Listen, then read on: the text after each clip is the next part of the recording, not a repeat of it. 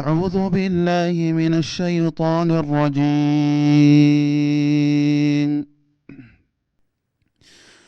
الله يعلم ما تحمل كل أنثى وما تغيض الأرحام وما تزداد وكل شيء عنده بمقدار عالم الغيب والشهادة الكبير المتعال سواء منكم من أسر القول ومن جهر به ومن هو مستخف بالليل وسارب بالنهار.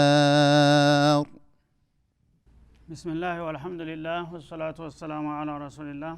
كبران تملكاتنا አዳማጮቻችን አሁንም በሱረቱ ራዕድ የተጀመረውን አላህ Subhanahu Wa Ta'ala ለፍጥረታቶቹ ራሱን በራሱ የማስተዋወቁን ሁኔታ እየቀጠለበት ነው ያለው ማለት ነው። አላሁ ያዕለሙ ማ ተዕሚሉ ኩሉ ኡንሳ ይላል። እስካሁን ስለ ኃይሉ ስለ ጥበቡ ነበረ ሲነግረን የነበረው። አሁን ደግሞ ስለ እውቀቱ በተወሰነ ደረጃ የእውቀቱ ስፋትና ጥልቀት ምን ያህል መሆኑን የሚጠቁሙ አያቶችን ያስከትልልናል ማለት ነው። አላህ አልዋሂዱ አልአሐድ የዓለም ብቸኛና ወደር አልባ የሆነው ጌታ ያዕለሙ ማ ተሕሚሉ ኩሉ ኡንሳ ማንኛውም እንስት ወይም ሴት ያረገዘችውን ጽንስ ጠንቅቆ የሚያጌታ ነው ይልሃል ማለት ነው። እና አላህ Subhanahu Wa Ta'ala እንግዲህ ፍጥረታትን እንዴት እንደሚጀምሩና እንዴት በረባታቸውን እንደሚቀጥሉ ባስቀመጠው መመሪያ መሰረት ሁለት ተቃራኒ ጾታዎች ወንድና ሴት ግንኙነት በሚያደርጉ ጊዜ በስሜት ተስፈንጥሮ በሚገባ ወደ ማህፀን ጓዳ በሚተላለፈው ፈሳሽ ፍጥረታቶች በትውልድ እየተኩ እንዲሄዱ አድርጓል። በዛ መሰረት ማንኛውም እንስት የሆነች ወይም ሴት የሆነች ነገር በምትጸንስበት ጊዜ ከጸነሰችባት እለት ደቂቃ ሰኮንድ ጀምሮ እስከምትወልድ ድረስ ያለውን መራሂል እያንዳንዷ ያለችባትን ሁኔታ በዓለም ደረጃ ጠንቅቆ የሚያጌታ ነው ይላል ማለት ነው። ሰዎች ግን የራሳቸውን እንኳን አያውቁም። አንድ ሴት ራሷ በጸነሰችበት እለት በቀጥታ መጸነሷን አታውቅም ራሷ ማለት ነው። እና በምን ሁኔታም እንዳለ ማታውቅም፣ ምን ያህል ቀን ሆዷ እንደሚቆይም አታውቅም። አላህ ግን Subhanahu Wa Ta'ala ያንዳንዷ በዓለም ላይ ያለ ሰውን ብቻ አይደለም እኮ ነፍሳት እንስሳት በሙሉ ኡንሳ ነው የሚልህ። እና ነፍስ ያለው ነገር ሁሉ በሚጸንስ ጊዜ ጽንሷ በሆዷ በማህፀን ጓዳ በምታርፍበት ጊዜ ተዛ ጀምራ አንድ ባንድ ያለውን የሽሉን እንቅስቃሴ በቅርብ እንከታተለዋለን ይላል። አንዱ ከሌላው አያዘናጋውም። እንግዲህ አንድ ባለሙያ በጣም ጥልቅ እንኳን ዕውቀት ቢኖረው የሥራ ብዙ የክምችት በሚሰፋ ጊዜ አንዱ ሌላውን ያዘናጋዋል ማለት ነው። አንዱ ስታስተውል ሌላውን ትረሳለህ። አላህ ግን Subhanahu Wa Ta'ala በዓለም ዙሪያ ያሉትን ጽንሶች ሲከታተል አንዷ ለያንዳንዷ ለብቻው የቆመላት ያህል ነው የሚያውቀው ማለት ነው። አንዲት ማዕሉማት አትጎለውም። ስለዚህ አላህ ማለት እንደዚህ ነው። እያንዳንዳችሁ በእናታችሁ ሆድ ስትጸነሱ የጽንስ ባህሪያችሁን እኮ ደቂቃ በሰኮንድ የሚከታተልና የሚያውቅ የሆንኩ ጌታ ነኝ እኔ አላህ የምላችሁ ይላል ማለት ነው። ወማ ተغيض الارحام እና ማህፀኖች የሚያጎሉትንም ነገር አውቃለሁኝ ይላል። ማለት መጀመሪያ ይጸንሳሉ፣ ተጸነሱ በኋላ በተለያየ ክፍል ጊዜ ይወርዳል ጽንሱ ማለት ነው። የተጸነሰ ሁሉ በጤና ሊወለድ አይችልም። ስለዚህ ዛሬ ተጸንሶ እንደሆነ በወሩ የሚወርድ ከሆነ መጀመሪያውኑ በወር እንደሚወርድ ያውቃለሁን ያበክሬ ነው የሚለው። ሰዎች ግን ይሄን ሊያውቁ ይችላሉ? መጸነሱን ይነግራል። በአሁኑ ጊዜ ያው ቴክኖሎጂ ተሻሽሏል ተብሎ ማለት ነው። ልጅ አለ ተጀምሯል ይልሃል። ግን ይሄ ልጅ ዶክተር ደህና የተረግዞ ለመወለድ ይበቃ ይሆን ብለህ ብትጠይቀው መልስ አለው ወይስ መቼ ነው የሚወርደው ብትለው መልስ አለው? እርግጠኛ ሆኖ ጭራሽ ሊናገር አይችልም። ይሄንማ ፈጣሪ ነው የሚያውቀው ነው የሚለው። ስለዚህ አላህ Subhanahu Wa Ta'ala ማህፀን የሚያጎለውን ይላል። ማህፀን እንግዲህ ለእያንዳንዱ ነፍስና እንስሳት ምን ያህል ወራት ማርገዝ እንዳለበት የራሱ የሆነ ስርዓት ሰጥቶታል። አንድ አይደለም ሁሉም። ሰዎች ለምሳሌ በአመዛይ በ9 ወር ነው የሚወልዱት። ሌሎች እንስሳዎች ደግሞ ከዛ የሚጨምሩም አሉ የሚቀንሱም አሉ። ለእያንዳንዱ ባስቀመጠለት ስርዓት መሰረት ያን የመደበለትን ክፍለ ጊዜ አጠናቆ ይወለዳል ወይስ ከዛ በፊት አበክሮ በተለያየ ምክንያት ይወርዳልና ይጨነገፋል ማለትንም ቀድሜ አበክሬ አውቃለሁኝ ይላል ማለት ነው። ወማ ተዝዳዱ የሚጨምረውንም እንደዛው አውቃለሁኝ ማለት ነው። ተተጸነሰበት ለጀምሮ ዛሬ ሁለተኛ ቀኑ ሶስተኛ ቀኑ አራተኛ ቀኑ ይያልክ እንትን ያለ ወይም ደግሞ ወማ ተዝዳዱ ማለት ከተመደበው ክፍለ ጊዜ በላይ አልፎ ይሄዳል። አንዳንድ ጊዜ አጥንት ሆኖባት ቀረባት ይባላል አይደለም እንዴ? 3 አመት 4 አመት የሚረገዛል አንዳንድ ልጅ ሳይወለድ ዝም ብሎ እና ያም የሚጨምረውንም ናዲሩንም ቢሆን አቀዋለሁ ለምን እንደሚቆይ ለምን እንደሚዘገይ ገና አስቀድሜ አቀዋለሁ ኢላላ አላህ Subhanahu Wa Ta'ala። ሰዎች ግን ሲደርስ ነው እንጂ ክስተቱን የሚያውቁትና የሚያውቁት አበክረው ስለ ጽንስ ሁኔታ የሚያውቁት ነገር የለም ማለት ነው። ወማ ተዝዳዱ ማለት ማህፀኖች የሚጨምሩትን ተተመደበላቸው ጊዜ አልፈው የሚሄዱ ከሆነ አንዳንድ ጊዜ 10ኛውን ወር የሚጨርሳለ 12ኛ ወር የሚደርሳለ ይሄንንም አስቀድሜ ያውቀዋለሁ ይላል ማለት ነው። ወኩሉ ሸይን عنده بمقدار ሁሉም ነገር እሱ ዘንዳ በመጠን የተወሰነ ነው ይላል ማለት ነው። በዳበሳ በዘፈቀድ በግምት የሚከድ ነገር የለም እኛ ዘንድ ይላል አላህ Subhanahu Wa Ta'ala። ሁሉ ነገር በግልጽ በተጨባጭ መረጃ ገና ከመፈጠሩ በፊት እንዴት እንደሚፈጠር ለምን እንደሚፈጠር መቼ እንደሚፈጠር የት እንደሚፈጠር መጠኑ ምን እንደሚሆን ክብደቱ ባህሪው እድሉ ሁሉም ነገር ተወስኗል ይላል አላህ Subhanahu Wa Ta'ala። የዚህ አይነት ጌታ ነው አላሁል ዋሂድ የሚባለው። ታዲያ ይሄን የመሰለ ጌታ ሌላ አኳያና አምሳያ ሊገኝለት ይችላልን? ማንም የለም። ይሄ ከሆነ ለኔ ለጌታችሁ ለተቅለል ብላችሁ መግባት አለባችሁ ነው የሚለው ማለት። ስለዚህ በአሁኑ ጊዜ ያው ስለ ጽንስ ሁኔታ ወይም ስለ ሕክምና በአጠቃላይ በጣም ዘመኑ ተቀድሟል ተራቋል። ስለ ጽንስ ወትሮ ሰዎች ያውቁም ነበር። አሁንማ ተስር ይከታተሉታል ያውቁታል ይላል። በአላህ በሚለው መልክ ማንም የሚያቀልም አሁንም ቢሆን እና አላህ በሚለው መልክ መጀመሪያ አንድ ጽንስ ሲጸነስ በመቼ ደቂቃ እንደሚጸነስ ሳይጀምር ነው የሚያውቀው እሱ። በተግባር ሳይጀመር በፊት ገና ተስንት ሺህ አመታት በፊት እገሌ የተባሉት ወላጆች እገሌ የተባለው ልጃቸው በእንዲህ አይነት አመት በእንዲህ አይነት ወር በእንዲህ አይነት ቀን በእንዲህ አይነት ሰዓት በእንዲህ አይነት ሰኮንድ ይጸነሳል የሚለው አስቀድሞ እቅዱ ተሺህ አመታት በፊት ቀድሞ ነው የተቀመጠው ማለት ነው ንድፈ ሐሳቡ። ከዛ በዛ መሰረት ይጀመራል። በሚጀመርበት ጊዜ ጽንሱ በአጠቃላይ በሁለንተናዊ መልኩ አቀዋለሁኝ ነው የሚለው። በቅርብ እከታተለዋለሁኝ። ሰዎች ግን የሚያውቁት በተለያዩ ሰው ሰራሽ ደካማ መሳሪያዎች ጤናማ ነው አቀማመጡ ጥሩ ነው ኖርማል ነው ወይም ችግር አለበት ለማለት ያህል የተወሰነች ሚንት ነገር ነው የሚያውቁት ማለት ነው። አላህ ግን በአጠቃላይ ሁለገብ የሆነ ዕውቀት ነው የሚያውቀው። ያ ጽንስ መቼ ተጀምሮ መቼ እንደሚወለድ ወይም ጠንክ የሚያጋጥመው እንደሆነ የሚወርድ እንደሆነም አስቀድሞ መቼ እንደሚወርድ አበክሮ ያውቃል ማለት ነው። ይሄ ብቻ አይደለም እድሉንም ጭምር ያውቃል። እንዴት ተተወለደ በኋላ እድሜው ምን ያህል ይሆናል? ሀብታም ነው ደሃ ነው መሃይም ነው ምሁር ነው አጭር ነው ረጅም ነው ጥቁር ነው ነጭ ነው ጸባይ ሸጋ ነው ጸባይ መጥፎ ነው ሁሉ ነገር በሙሉ ማዕሉማት አማ እንደዚህ ነው የሚያውቀው አላህ ማለት ነው። ሰዎች ግን በዚህ ደረጃ ሊያውቁት ይችላሉ? አንድ ሰው እንኳን ሳይፈጠር በፊት ተፈጥሮ አሁን እያለ በቁሙ በለህሙ በደሙ እያለ እንኳን አሁን ስለኔ ተሽኺስ አድርግ ቢሉት የፈለገው ምሁር እኔን መርምሮ በመሳሪያ የኔን ማንነት በሙሉ ሊያወጣ ይችላል? በምንም ነገር አይችልም። ያቺ የተወሰነች ሙያው ያጠናት ነገር ካለ hatta በበሽታ ደረጃ እንኳን ህክምና ሲደረግ የጭንቅላት የብቻው ዶክተር አለ፣ የልብ የብቻው ዶክተር አለ፣ የጉበት የብቻው ዶክተር አለ። እያንዳንዱ የአካል ክፍል የተወሰነች ዕውቀት ነው ያላቸው ማለት ነው።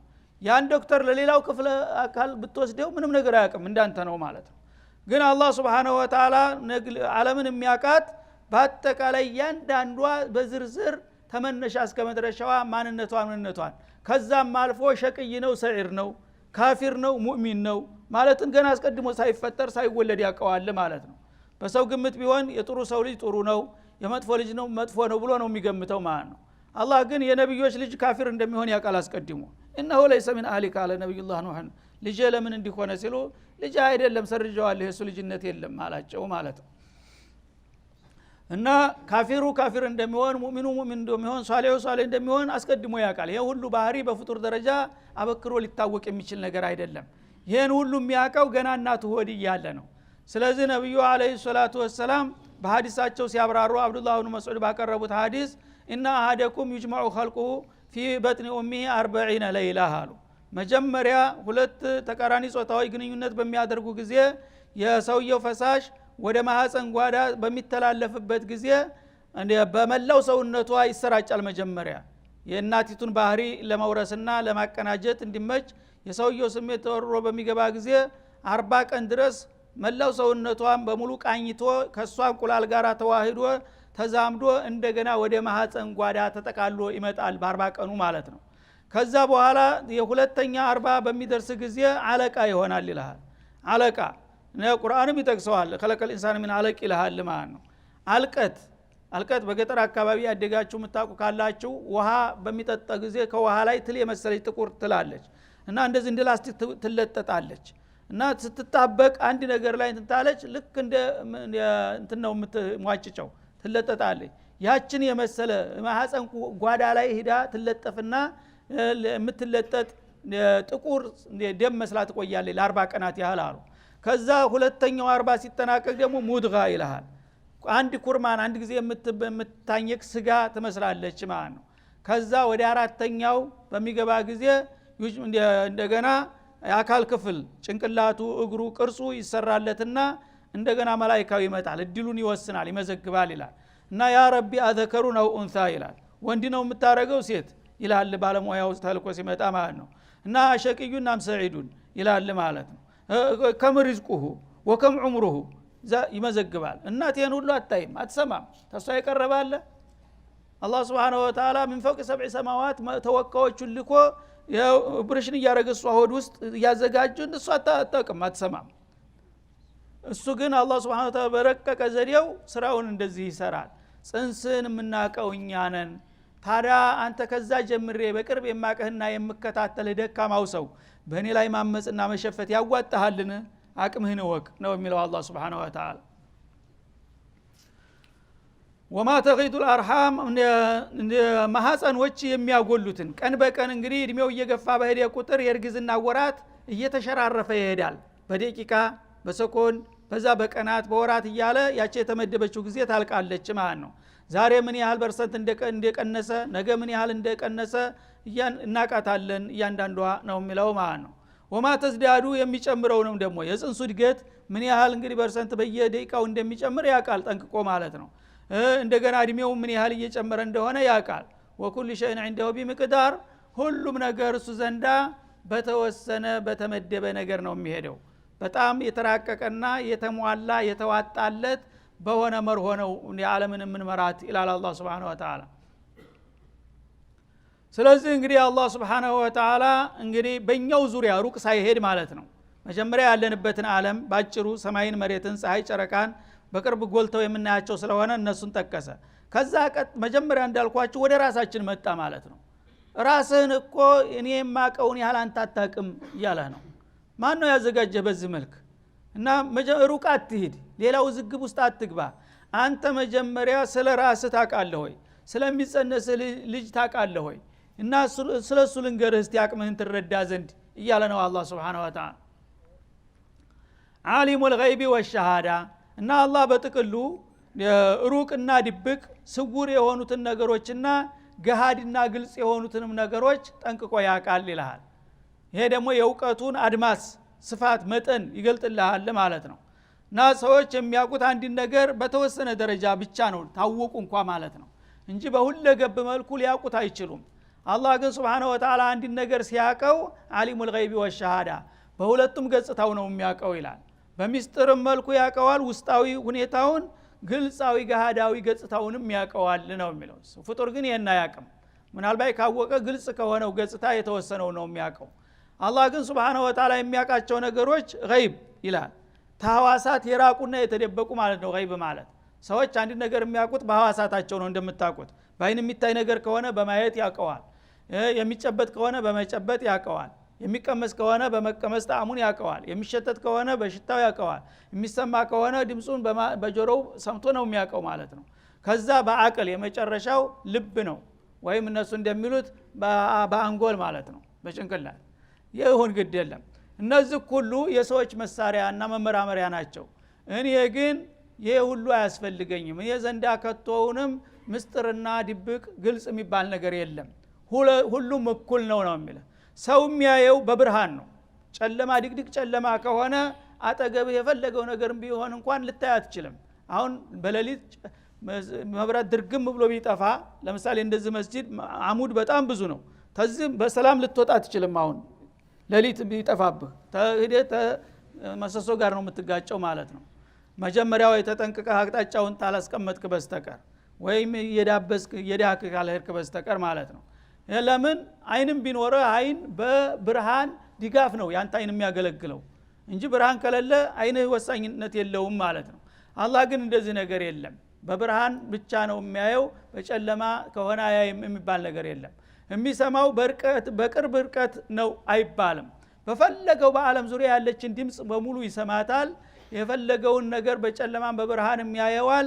የፈለገው መሬት ቂጥ ይግባ አለበት ቦታ ያዋል ሰማይ ጫፍ ይውጣ ሁሉንም ነገር ቅርብ ነው ሩቅ ነው ጨለማ ነው ብርሃን ነው ምስጥር ነው ገሃር ነው የሚባል ነገር የለም ምን የዘንዲ ነው የሚለው አላህ Subhanahu Wa Ta'ala ታዲያ ከእንዲህ አይነቱ ጌታ ጋር መጣላቱ ይበጃልን ሰው ከሆነ ተሸውደዋል የፈለገው ባለስልጣንም ቢሆን የፈለገውን መሳሪያ እንኳን ቢደረድር ቢከታተልህ እንኳን መሸወድ ትችላለህ ሰው ነውና ማለት ነው አላህ ግን Subhanahu Wa Ta'ala በብርሃን በጨለማ በሩቅ በቅርብ የሚባል ነገር የለም በሁሉም መልኩ በማንኛውም ቦታና ሁኔታ በቅርብ ያያሃል ይታዘበሃል ያውቀሃል ይላል ማለት ነው ስለዚህ እንግዲህ ስለ ጌታ የዚህ አይነት ግንዛቤ ካለው አንድ አቂል የሆነ ሰው እሱን የሚያስቀይም ነገር ሊሰራ ቀርቶ ሊያስብ አይገባውም ነበር ማለት ነው ግን ባለማወቃችን ይሄን የመሰለ ጌታ እኛ እንደማናየው እሱም እንደማያየን ቆጥረን በየጊዜው ስንባልግ ስንወነጅል እንገኛለን ማለት ነው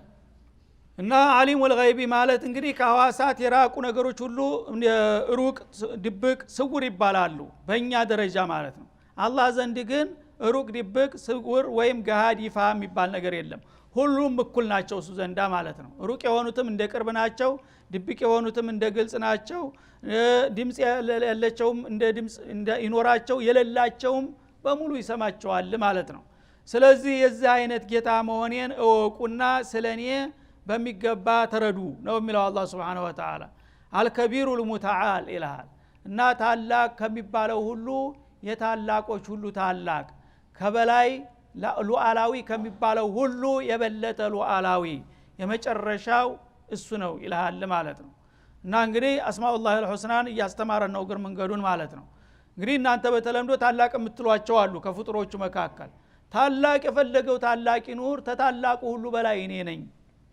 ከበላይ ተሉዓላዊ ሁሉ በላይ ሉዓላዊ እኔ ብቻ ነኝ ሌሎቹ አንጻራዊ ናቸው ያው መቼም ለናንተ የተሻሉ መስሏችሁ ታላቅ ብትሏቸውም በእኔ ደረጃ ታላቅ የሚባል ነገር የለም ከኔ በስተቀር ነው የሚለው አላህ Subhanahu Wa Ta'ala ሌሎች ሁሉ ትንሽ ናቸው ደካማ ናቸው ለፍስፍስ ናቸው ማለት ነው ግን በአንጻሩ አንዱ ይሻላል ላላወቀ ሰው ታላቅ ያለ ይመስልናል በፍጡር አለበለዛ በአላህ ጋራ ለመወዳደር የሚያስብ ማንም ታላቅ የለምና አልከቢሩል ሙተዓል ተታላቁ ሁሉ ታላቅ ከበላይ ከሆኑት ሁሉ የበላይ የመጨረሻው ወሳኙ ኃይል እኔ ብቻ ነኝ ይላል ማለት ነው ሰዋኡ ሚንኩም መን አሰራል ቀውል ይላል በመሆኑም እንግዲህ ከናንተ ድምጹን ሚስጥር ያደረገውና ወመን ጀሃረ ቢህ ጮሆ የጉሮሮ እስቲላ ድረስ የሚጮኸው እሱ ዘንድ እኩል ነው ይላል በከንቱ ነው የምትጮኸው እና የፈለገው አንድ ሰው በጣም በትንሽ ትንፋሽ በሹክሹክታ መልክ የሚናገረውና እስከ መጨረሻ ያለ ድምጹን ተጠቅሞ የሚጮኸው ሰው እኔ ዘንድ እኩል ነው ይላል ሁለቱንም እኩል ሰማቸዋለሁኝ ምን እንደሚሉ ምን እንደሚያሰቡ ስለዚህ እኔ ዘንድ ቅርብ ሩቅ ጮኸትና ምስጥር የሚባል ነገር የለም ከናንተ የሚጮኸውም ሆነ ቀስ የሚለው እኔ ዘንዳ በመሰማትና በመታወቅ እኩል ነው ይላል ማለት ነው ወመን هو مستخفٍ بالليل وسارب بالنهار እንደገና ደግሞ በሌሊት በእንቀጽ ጨለማ ስር የተደበቀው የደፈጠውም በቀን ደግሞ በአደባባይ በገሃድ በብርሃን በመንገድ ላይ የሚኳትነውም እኩል ነው እኔ ጋር ይላል ማለት ነው እንግዲህ በቀን በብርሃን በአፍላጭ የጠራራ ባሁኑ ሰዓት በየመንገዱ የሚግበሰበሰው ጉዘኛና ምንም ብርሃን ለለበት በረሃ ቦታ ዲግዲግ ጨለማ ውስጥ ያሉት ነፍሳቶች እኔ ዘንድ እኩል ናቸው በመታየትና በመታወቅ ይላል ማለት ነው። ስለዚህ ይሄን ይመስላል እንግዲህ ባጭሩ እናንተ በመታቋቸውና በመትደርሱባቸው መረጃዎች በሚገባችሁ ቋንቋ እኔ ራሴን እያስተዋወቅኩ ነው ማለት ነው። በዚህ መልክ እኔን የምታውቁኝ ከሆናችሁ እርግጠኛ ነኝ ትፈሩኛላችሁ፣ ታከብሩኛላችሁ፣ ትታዘዙኛላችሁ። ከዚህ ውጭ ከሆናችሁ ግን እናንተ ያው የልቅነትን መረጣችሁ ማለት ነው፣ ለሰይጣን ሎሌ ነገባችሁ። ስለዚህ የሰው ልጆች ልብ ግዙና ትክክለኛውን ጌታችሁን እወቁ። በዚህ መልክ እኔን ካወቃችሁ እኔ ጋር ትታረቃላችሁ፣ አለበለዛ ግን አሳር መከራ ነው የሚጠብቃችሁ ማለትን ነው የሚጠቁመው ማለት ነው። ስለዚህ አላህ Subhanahu Wa Ta'ala እንግዲህ እኛ ፍጡሮች ነን፣ በጣም ደካማ ፍጡሮች ነን። በፈለገው ሰዓት በኃይል ተጠቅሞ ሊያንበረክከን ይችል ነበር። ግን እንደ ጓደኛ ይሄን ያህል የሚከራከረን እንደዚህ ሙናቀሻ ውስጥ የሚገባው ለምንድን ነው?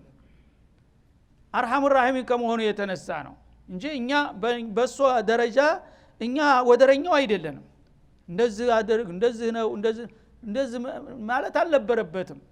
በጣም አዛኝና ሩሩ ከመሆኑ የተነሳ እያዘነልን ነው።